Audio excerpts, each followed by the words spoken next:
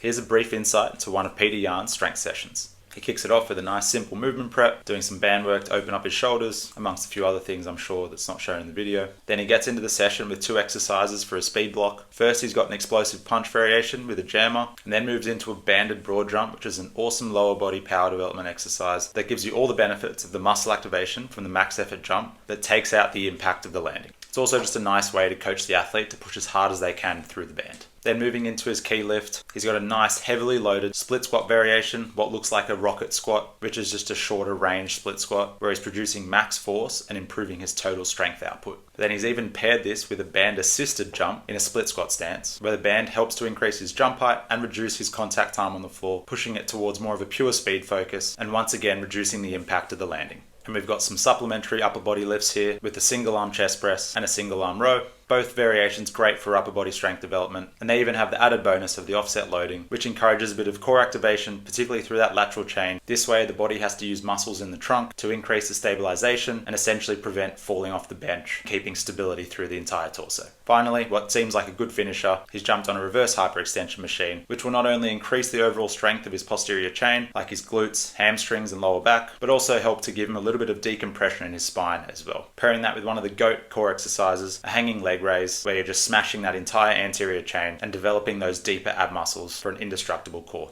Overall, the entire session layout is absolutely perfect and the exercise selection is just as good. He's an absolute savage on the mat and I wouldn't expect anything less in the gym.